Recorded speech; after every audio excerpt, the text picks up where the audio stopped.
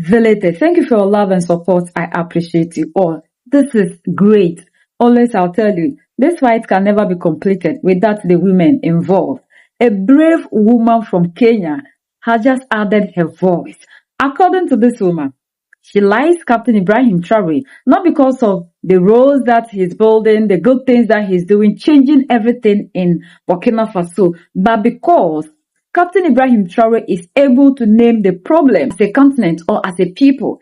Then he says, because of this problem that we are facing, this is how we should do it. Like Captain Ibrahim Traoré is saying that for all these years, we have been going to IMF, World Bank for loans.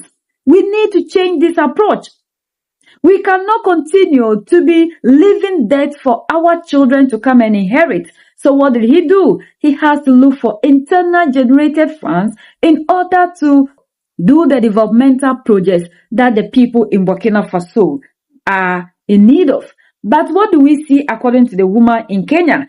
Kenya would rather look at what the UN has said when it comes to health.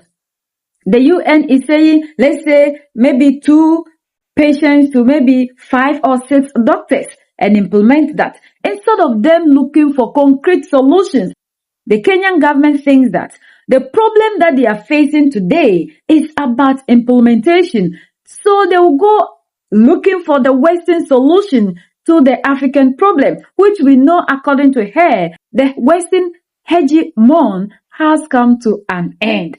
Nothing is working. And this is not only to Kenya. This has been the problem of all the leaders in Africa. We are not looking for the solution internally to solve our problems.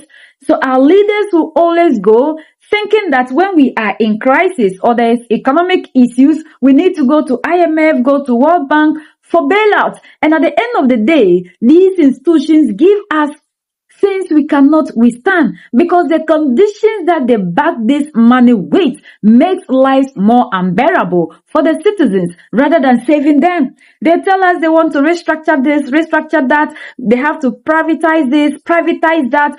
So, Captain Ibrahim Traoré, General Assimi Goïta, Abdurrahmane Chiani are changing the dynamics. You know, I was thinking of someone like Ibrahim Traoré. You know what makes him so fascinating and what I like about him is that it's not even the physical things he's doing, like building roads and, you know, reinforcing the schools and all that. It's that he's philosophically able to name the problems we are in as Africa, and he's able to say, because of these problems where Africa is, these are the decisions we are making. Kenyans cannot do that. Kenyans will go to policy papers, they'll go to UN reports, they'll go to World Bank reports, they'll quote these reports all over and then say the way to fix healthcare is to implement the World Bank recommendation of how many doctors to how many patients. I mean, this is Kenya's problem.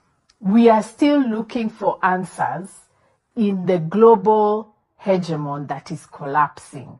And we are thinking that our problem is an implementation problem, when it's a thought problem. We just don't have the philosophical basis for building institutions. I don't know how Kenyans can hear this, because my sense is that we are scared of knowledge. And if you start telling Kenyans to do the reading, they'll say, oh, you know, but how will that solve Mama Mboga's problems? But you see, even this idea that development is about solving Mama Mboga's problems is from the West. To me, I think Kenyans have to just decide, do we want to think and build and work, or do we want to wait for the West to help us? I don't know. Kenya's curse is to have a huge educated, Western educated middle class. So those voices are so many. They are the ones who are pushing that agenda. Look at the big refinery that we are going to see, one that will be among the best and the 3rd largest in West Africa. How did our all-in-all General Abdurrahmane Chiani achieve that? General Abdurrahmane Chiani has seen that for years or decades, why the African is poor is that we have people coming in the name of investors, extracting everything from here and exporting them back to their home countries, refine them there, and bring the finished product to us in Africa, sell it to us at a very expensive price.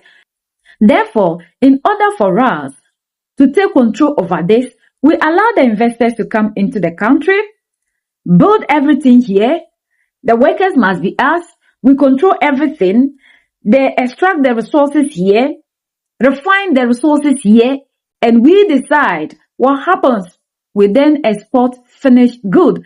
Like William Ruto, the president of Kenya, said, we will not allow ourselves to be exploited again. And how do we do that if we continue to be implementing the United Nations whatever, not implementing the solutions of the African to the African problem? And this is what we see them say in African Union all the time. We are looking for African solution to the African problem. If we are able to identify the problem, we don't need to go to the same people that are oppressing us and pick what they have stated, like the leader in Niger has done. We need to have our own ways of doing things so that at the end of the day, like Niger has done, after 14 years, this refinery becomes Niger's own.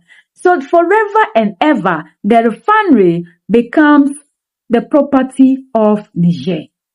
This is how we are finding solution to our problems, and not to go thinking that implementation is the problem. So at the end of the day, we have to look at what they have stated and not what we think will eradicate this problem forever and ever. This is why Africa hasn't moved forward. We are always looking outside, not looking inward. And we can't have solutions from other people to solve our problems. The geography is different. The people are completely different people. Besides that, even Emmanuel Macron told the world that their rule has come to an end. So if their rule has come to an end, their policies have come to an end, their strategy, everything has collapsed, and now we have new powers merging, and they are in charge. Why do we still need to be using what they have stated for our problems? And we have seen that ever since we started implementing whatever solution they have given to us in Africa, hasn't worked.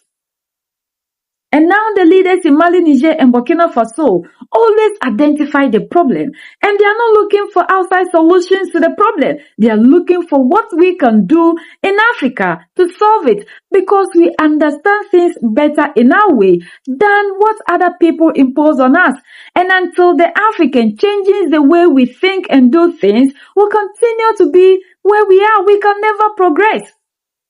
We want all our leaders to see what the leaders in Mali, Niger, and Burkina Faso are doing to be the best thing. Even though they are trying to paint them black, calling them all sorts of names, claiming there's human rights abuses, because anytime any good leader in Africa rises to put the people first, we see the script they have been writing. So we don't need African Union going to these people to ask for elections, but we want African Union to ask all African leaders to now emulate, use the playbook of Mali, Niger, and Burkina Faso. This is the only way we can solve our problems and change the continent for good. We don't need Western solutions to our problems. We don't need Western way of governance. We don't need anything from anybody. Before the West came into Africa, we had our own way of life. We were doing our own things. So why do we continue to think that without us using the Western way of life, we cannot achieve our aim? Africa can do it because we have everything that it takes in order to change the narrative in our continent. And the time for us to start looking for our own solutions and learning from each other is now. Mali, Niger, and Burkina Faso have taught and shown all of us what to do in order to gain our sovereignty. We are the only ones that can set ourselves free. United we stand, divided we fall, and united we keep standing forever and ever. The greatest enemy of the African is mental slavery. So let's decolonize ourselves from mental slavery. Let's keep sharing to educate our brothers and sisters. Together we'll make Africa great for ourselves and the next generations that are going to come. So that's the latest around the world in Africa. East Africa, in Kenya.